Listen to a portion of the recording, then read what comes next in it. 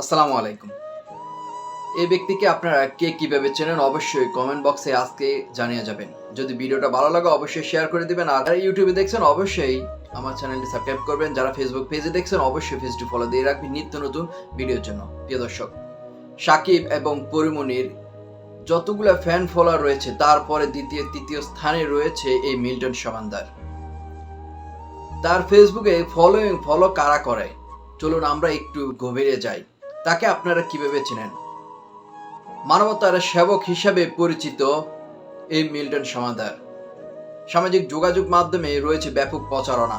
সেই প্রচারণা হচ্ছে অসহায় মানুষদেরকে নিয়ে, যারা রাস্তায় এখানে সেখানে পড়ে আছে, অসহায় দুরস্থ বয়স্ক লোক, তাদেরকে সে আশ্রয় দেয়। এ নিয়ে সে একটি প্রতিষ্ঠানও খুলেছেন। প্রতিষ্ঠানটির নাম হচ্ছে child and old age care. সেখানে আশ্রয় নিচ্ছে যারা অসুস্থ, অসহায়, দুর্গত এবং কি বয়স্ক লোক। শুধু তাই নয়, তার এই কাণ্ড তো আপনারা দেখতে পেয়েছেন। আমিও একজন ব্যক্তি সামাজিক যোগাযোগ মাধ্যমে মিল্টন সমান্দারের অনেক ভিডিও দেখতে পেয়েছি। সেই মানবতার সেবক হিসেবে পরিচিত। কিন্তু তার এই মানবতার সেবক পিছনে যদি আপনারা তার কিছু তথ্য শোনেন তাহলে আপনাদের শরীরে পশম শিউরে দিয়ে উঠবে। অবাক করে একটি তথ্য। হ্যাঁ প্রিয় দর্শক, মিল্টন সমাদার শুধু মানবতার সেবকে নয়, সে এ অসহায় মানুষদের কিডনি অঙ্গ প্রত্যঙ্গ কেটে বিক্রি করে দিতেন। কি আপনাদের শরীরে পশম দাঁড়িয়ে গিয়েছে, কাটা দিয়েছে, শিউরে দিয়ে উঠেছে? শুধু তাই নয়, আরো বেশ কিছু তথ্য আমরা দেখতে পেয়েছি সামাজিক যোগাযোগ মাধ্যমে। হ্যাঁ প্রিয় দর্শক, মিল্টন সমান্দারের সম্পর্কে একটু কথা আপনাদেরকে বলি। সে যখন স্কুলে পড়াশোনা করতেন তখনও সে তার বাবার প্রতি অত্যাচার অবিচার করতেন। আবার যখন সে বাসা বাড়িতে ঢাকায় এসে বাসা বাড়িতে থাকতেন তখন সে বাসা ভাড়াও দিতে পারতেন না। কিন্তু এখন সেই বিশাল বড় বাড়িতে থাকেন, বিলাসবহুল গাড়িতে চড়েন। কোথা থেকে আসলো? কোটি কোটি টাকার মালিক হয়ে গিয়েছেন। চলুন আমরা একটু গভীরে যাই। চাইল্ড অ্যান্ড ওল্ড এজ কেয়ারে সে কি করেন? অসুস্থ অসহায় মানুষদেরকে সে নিয়ে আসেন এখানে রাস্তা থেকে। কাদেরকে নিয়ে আসেন? যাদের ফ্যামিলি পরিবারে অসহায় মানুষদেরকে, বয়স্ক মানুষদেরকে দেখাশোনা করে না, রাস্তায় ফেলে চলে আসেন, তাদেরকে সে এখানে নিয়ে আসেন। নিয়ে আসার পরে তার প্রতারণার ফাঁদ পাকে। সে প্রথম দেখে চিকিৎসকের দিয়ে দেখে কার কিডনি অঙ্গ প্রত্যঙ্গ ঠিক আছে, তাদেরকে ভালোভাবে খাওয়ায়, ভালো চিকিৎসা দেয়। কিন্তু কয়েকদিন পর তারা এই দুনিয়া থেকে চলে যায়। কিভাবে?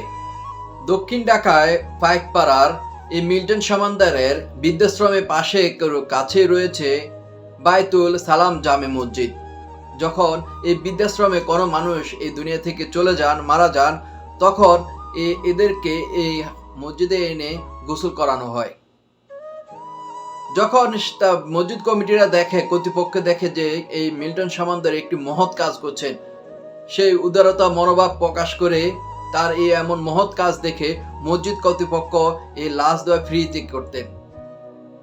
কিন্তু মসজিদ কর্তৃপক্ষ যারা এই কাজে নিয়োজিত, এই মরদেহকে গোসল করানো নিয়োজিত ছিলেন, তারা ওই দেহগুলো দেখতে পায় বিভিন্ন জায়গায় কাটা ছিঁড়া। তখন এই মিল্টন সমান্দারের কর্তৃপক্ষ মসজিদ কর্তৃপক্ষকে জিজ্ঞাসা করে যে এই রহস্য কি, এর কারণ কি? মিল্টন সমান্দার কোনো মানুষ যখন মারা যায় তখন আর লাশ ওই মসজিদে পাঠানো বন্ধ করে দিয়েছেন, কারণ তাকে প্রশ্ন করা হচ্ছে কেন এই কাটাছিঁড়া হয়েছে। শুধু তাই নয় প্রিয় দর্শক, আরো যদি কথা শুনেন এই মিল্টন সমান্দার সম্পর্কে তাহলে আপনাদের শরীরে পশম শিউরে দিয়ে উঠবে।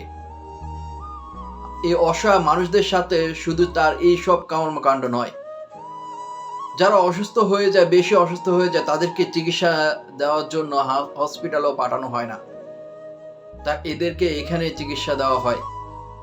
কিন্তু এখানে পর্যাপ্ত পরিমাণে কোনো চিকিৎসাই নেই। কিন্তু আমাদের মানুষের সিম্পিতি ভালোবাসা কাজে লাগিয়ে সে লাখ লাখ কোটি কোটি টাকা হাতিয়ে নিয়েছে। এই মিল্টন সমান্দারের আপনারা কেমন শাস্তি চাচ্ছেন? জাস্ট আপনারা আজকে কমেন্টও অবশ্যই জানিয়ে যে ভিডিওটা শেয়ার করে দিবেন। এরকম বাংলাদেশে 69,000 ধরনের প্রতিষ্ঠান রয়েছে, বৃদ্ধাশ্রম প্রতিষ্ঠানও রয়েছে।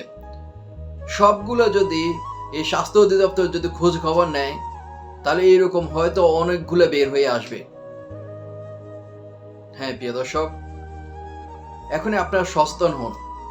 আপনাদের মা বাবা, আপনাদের প্রিয়জন আপনজনকে এইভাবে রাস্তাঘাটে ফেলে দিচ্ছেন, তারা অসহায়ভাবে এই বৃদ্ধাশ্রমে আশ্রয় নেয়, সেখানে খানাও ঠিক মতো পায় না, চিকিৎসা ঠিক মতো পায় না, কিছুদিন পরে এই দুনিয়া থেকে চলে যায়।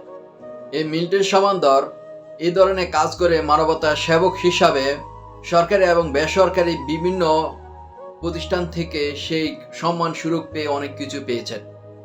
শুধু তাই নয়, আর্থিক সাহায্যও পেয়েছেন। কিন্তু তার এই মানবতার সেবার পিছনে রয়েছে প্রতারণার সেবক। আমি এখানে বলবো শুধু মিল্টন সমান্দর একজনকে নয়, এর পিছনে আরো অনেকে রয়েছে। প্রত্যেককে আইনে আওতায় এনে দৃষ্টান্তমূলক শাস্তি দেওয়া দরকার, দৃষ্টান্তমূলক বিচার হওয়া দরকার, যেমন দ্বিতীয়বার এই ধরনের সাহস কেউ না করে। আজ এই পর্যন্তই। ভালো থাকবেন, সুস্থ থাকবেন, নিরাপদে থাকবেন। আসসালামু আলাইকুম ওয়া রাহমাতুল্লাহি ওয়া বারাকাতুহু।